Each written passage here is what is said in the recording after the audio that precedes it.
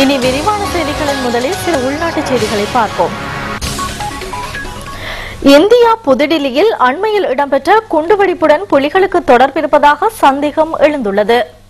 இது தொடர்பாக உடனடி விசாரணைகளை ஆரம்பிக்குமாறு இந்திய பிரதமர் பாதுகாப்பு பிரிவினருக்கு உத்தரவு பிறப்பித்துள்ளனர். புதுடில்லியில் உள்ள உயர்நீதிமன்ற வளாகத்தில் கடந்த புதன்கிழமை இடம்பெற்ற குண்டுவெடிப்பில் 13 பேர் உயிரிழந்ததுடன் 75 பேர் காயமடைந்தனர். அதற்காக பயன்படுத்தப்பட்ட வெடிமருந்துகளை குற்றப்புலனாய்வு பிரிவினர் பரிசோதித்துள்ளனர். இந்திய முன்னாள் பிரதமர் ராஜீவ்காந்தியை படுகொலை செய்த புலிகளுக்கு இந்தியா மரண தண்டனை விதித்துள்ளது. இந்த தீர்ப்புக்கு எதிராக பயங்கரவாதிகள் இந்திய நீதிமன்ற வளவில் இந்த குண்டு தாக்குதலை மேற்கொண்டார்களா என்ற சந்தேகம் பாதுகாப்பு பிரிவினருக்கு இருக்கின்றது. புலிகள் அமைப்பு மற்றும் பபார் பாட்ஷா போன்ற பயங்கரவாத அமைப்புகள் தொடர்பாக விழிப்புடன் இருக்குமாறும் இந்திய பாதுகாப்பு பிரிவினருக்கு உத்தரவு பிறப்பிக்கப்பட்டுள்ளது.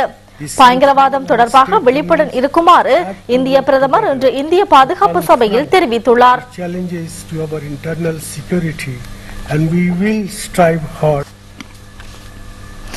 இலங்கையில் நாளொன்றுக்கு 11 பேர் தற்கொலை செய்து கொள்வதாக போலீஸ் அறிக்கைகள் கூறுகின்றன. மேலும் பலர் தற்கொலை செய்வதற்கு முயற்சிப்பதன் மூலம் உடல் உள ரீதியாக பாதிக்கப்பட்டுள்ளதாகவும் அறிக்கைகள் தெரிவிக்கின்றன. இன்று தற்கொலை தடுப்பு சர்வதேச தினமாகும். 1996 ஆண்டு தொடக்கம் 2000 ஆண்டு வரை உலகில் தற்கொலை செய்து கொண்ட பெண்களின் ஆக கூடிய எண்ணிக்கையினர் இலங்கையை சேர்ந்தவர்களாவர். இதனை தடுப்பதற்காக அரசு பல வேலை திட்டங்களை நடைமுறைப்படுத்தியது. தற்போது இலங்கையில் தற்கொலை முயற்சிகள் குறைந்துள்ளன. இலங்கையில் தற்கொலை செய்து கொள்ளும் ஆண்களின் எண்ணிக்கையும் அதிகமாகும். உடல் உள ரீதியான பாதிப்புகள் இதற்கு காரணமாகும் என்று உளவியல் மருத்துவ நிபுணர் தயான் மெண்டிஸ் தெரிவித்துள்ளார்.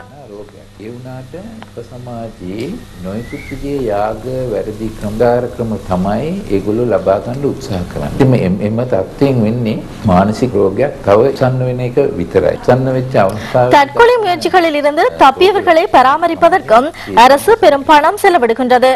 தற்கொலை முயற்சிகளில் 70% கிராம பிரதேசங்களை சேர்ந்தவையாகும்.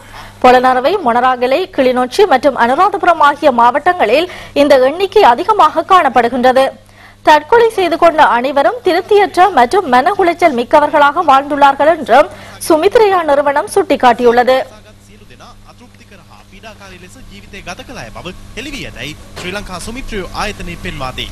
உளநோயினால் பாதிக்கப்படுவதற்கான அறிகுறிகள் தென்படும் போது உரிய சிகிச்சைகளை பெறுவது அவசியம் என்று டாக்டர் ஜயான் மெண்டிஸ் குறிப்பிட்டார். මාන්ඩයන් මොනාද සහය පද්ධතීන් මොනාද ඒ හැම දෙයක්ම සාකච්ඡා කරාම ඒගොල්ලන්ට ඊට වැඩිය අනාගතයක් තියෙනවා විකල්ප මාර්ගයක් තියෙනවා කියලා உள ரீதியாக பாதிக்கப்பட்டவர்களை தனிமைப்படுத்தாமல் அவர்களுக்கும் சமூகத்தில் அந்தஸ்தை பெற்றுக் கொடுப்பதன் மூலம் தற்கொலை முயற்சிகளை தடுக்கலாம். இதற்காக உறவினர்கள் மற்றும் நண்பர்களுக்கும் பாரிய பொறுப்பு இருப்பதாகவும் டாக்டர் குறிப்பிட்டார். 23 உள்ளூராட்சி மன்றங்களுக்கான வாக்கெடுப்பு அடுத்த மாதம் 8ஆம் தேதி நடைபெறவுள்ளது. 6488 வேட்பாளர்கள் இதில் போட்டியிடுகின்றனர். இன்று பதுளை மாநகர சபை சம்பந்தமான கண்ணோட்டம். பதுளை மாநகர சபை அதிகார பிரதேசம் 4 சதுர கிலோமீட்டர் பரப்பளவை கொண்டுள்ளது. மக்கள் தொகை 43096 ஆகும். இம்முறை 29312 பேர் வாக்களிக்க தகமை பெற்றுள்ளனர். 8 அரசியல் கட்சிகளும் 2 சுயேட்சை குழுக்களும் போட்டியிடுகின்றன. 200 வேட்பாளர்கள் போட்டியிடுகிறார்கள். இவர்களுள் 15 பேர் மாநகர சபைக்கு தெரிவு செய்யப்படுவார்கள். 1931 ஆண்டு மாகாண அரசு சபையாக இருந்த இது 1973 ஆண்டு நகர சபையாக தரம் உயர்த்தப்பட்டது. எஸ்ஏ பீரிஸ் முதலாவது மேயர் ஆவார். லங்கா சமசமாஜ கட்சியும் முன்னர் ஆட்சி அதிகாரத்தை கைப்பற்றியிருந்தது. 1969 ஆண்டு தொடக்கம் 2006 ஆண்டு வரை ஐக்கிய தேசிய கட்சி மாநகர சபையின் ஆட்சியை கைப்பற்றியிருந்தது.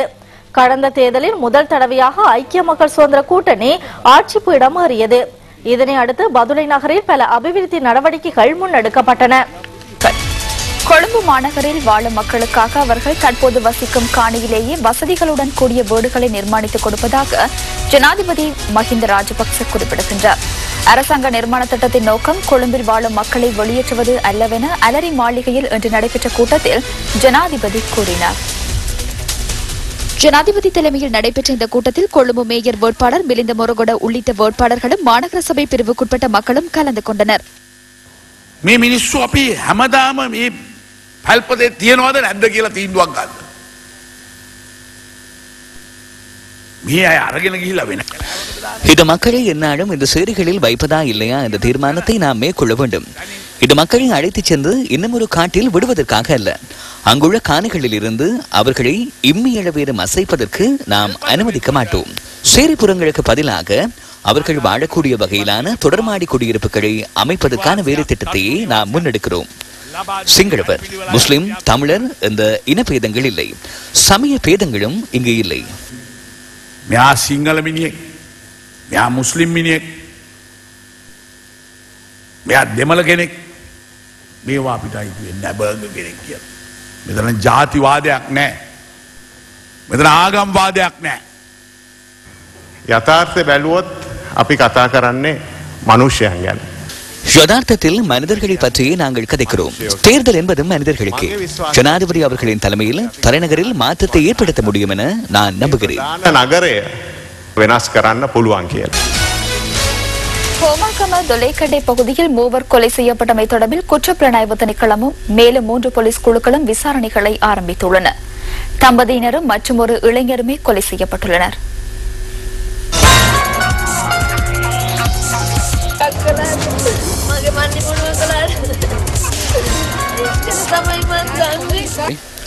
இன்று காலை 7:30 அளவில் கிடைக்கப்பெற்ற தகவலுக்கு அமைய இந்த சடலங்கள் மீட்கப்பட்டதுடன் போலீஸ் விசாரணைகளும் ஆரம்பிக்கப்பட்டன. இன்று முற்பகல் ஹோமாகம பதில் மேலதிக நீதவான் ஸ்ரீதா ஹந்துநெத்தி கொலையாளிகள் வீட்டுக்குள் நுழைந்ததாக சந்தேகத்துக்கும் இடத்துக்கு சென்று விசாரணைகளை மேற்கொண்டார். வீட்டின் வெவ்வேறு பகுதிகளில் அவர்கள் கொலை செய்யப்பட்டிருந்ததாக போலீசார் தெரிவித்தனர். கடுவல பகுதியில் உள்ள ஆலயம் ஒன்றில் பூசகராக சில காலம் செயற்பட்ட ஒருவர், அவரது மனைவி மற்றும் மனைவியின் சகோதரர் ஆகியோரை இவ்வாறு கொலை செய்யப்பட்டுள்ளனர்.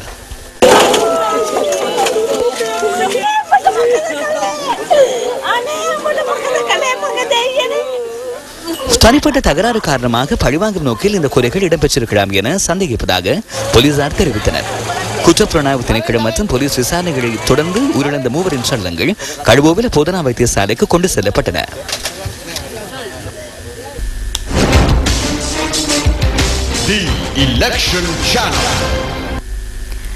உள்ளூராட்சி மன்ற தேர்தல் களம் சூடு பிடித்துள்ள நிலையில் சட்டன அரசியல் நிகழ்ச்சி மீண்டும் ஆரம்பமானது. எமது சகோதர தொலைக்காட்சி சேவையான சிரசு டிவியில் ஒளிபரப்பாகும் சட்டன நிகழ்ச்சியில் நேற்றைய தினம் மாத்தறை மாவட்ட அரசியல்வாதிகள் 4 கலந்து கொண்டனர்.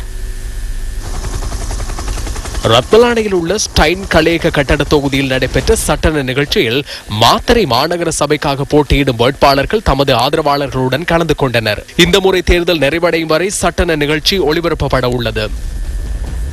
අද මාතර නගරයට එන ජනතාවට විශාල වෙනසක් තියෙනවා. தற்போது மாத்தறை நகருக்கு வருகை தரும் மக்கள் பாரிய மாற்றத்தை உணரலாம். இந்த அனைத்து அபிவிருத்தி நடவடிக்கைகளும் எதிர்க்கட்சியின் பலவீனத்தால் பாதுகாக்கப்பட்டுள்ள அரசாங்கத்தினால் மேற்கொள்ளப்படவில்லை. இந்த அரசாங்கத்திற்கு திறமையான செயற்திட்டம் ஒன்று இருப்பதால் தான் அது முடிந்தது. எனவே இந்த திட்டத்தினை மக்கள் நிச்சயம் ஏற்றுக்கொள்வார்கள்.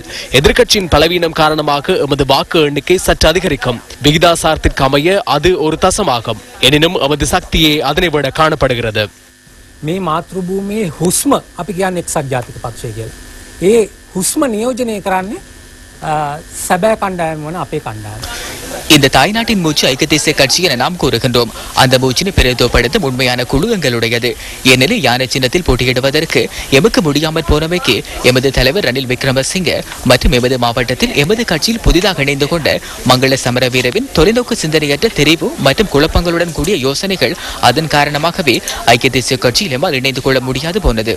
இந்த போட்டி மங்கள சமரவீரவின் தரப்பை பிரதிநிதித்துவப்படுத்தும் குழுவுடன் அல்ல, எமக்கு போட்டி பொதுஜன ஐக்கிய முன்னணியுடனே உள்ளது. இந்த அரசாங்கத்தில் இருக்கும் திறமையால் அது நிலைத்திருக்கவில்லை. அதற்கு எதிர்கட்சியில் காணப்படும் பலவீனமே உதவியாக உள்ளது.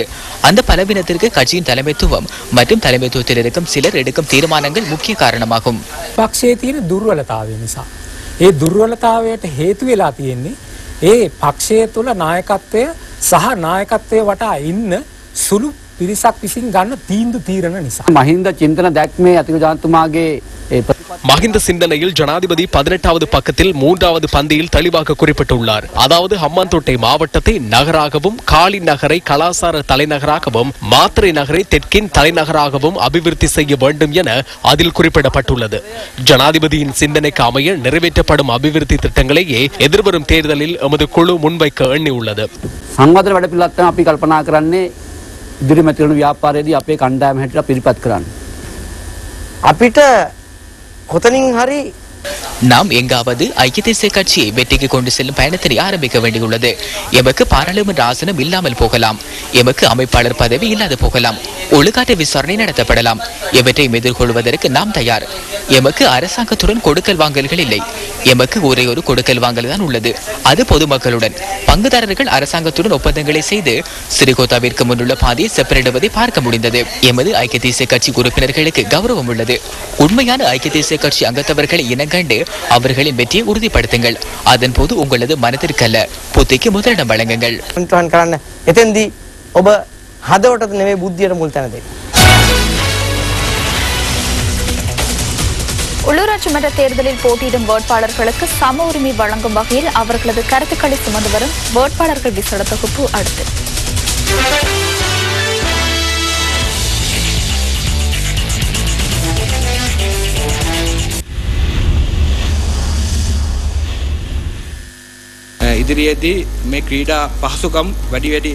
எதிர்காலத்தில் விளையாட்டுத்துறையை மேம்படுத்த நாம் நடவடிக்கை எடுப்போம்.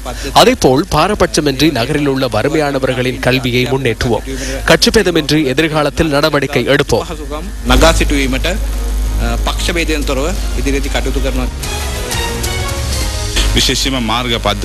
வீதி கட்டமைப்பு மற்றும் கழிவு முகாமைத்துவ பிரச்சனைகளுக்கு தீர்வினை பெற்றுக் கொடுக்கும் முயற்சிகளில் நாம் ஈடுபடுவோம்.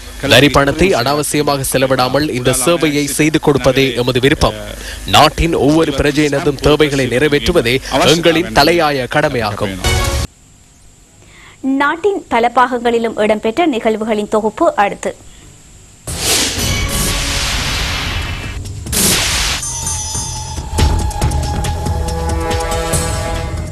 திருகோணமலை சமுத்திரகம மீனவர்களின் நலன் கருதி 30 லட்சம் ரூபாய் செலவில் நிர்மாணிக்கப்பட்ட மீன்பிடி அபிவிருத்தி வள நிலையம் பிரதி அமைச்சர் சுசந்த புஞ்சினிலைமையினால் திறந்து வைக்கப்பட்டது. எதிர்காலத்தில் திருகோணமலையை இலங்கையின் முக்கிய மீன்பிடி கேந்திர நிலையமாக மாற்றியமைக்க நடவடிக்கை எடுப்பதாக பிரதி அமைச்சர் இங்கு தெரிவித்தார். மாவத்தகம ஸ்ரீ முத்துமாரியம்மன் கோயிலின் பிரதான குரு சண்முகம் சுந்தரம் சுவாமிஜியின் ஜனன தினத்தையொட்டி மாவத்தகம தமிழ் தோட்ட பாடசாலை மாணவர்களுக்கு உபகரணங்களும் வறிய குடும்பங்களுக்கு மின்சாரத்தை பெறுவதற்கான நிதியுதவிகளும் வழங்கப்பட்டன. மாவத்தகம பிரதேச சபைத் தலைவர் ஒப்புல் பெரரா தலைமையில் இந்நிகழ்வுகள் இடம்பெற்றன.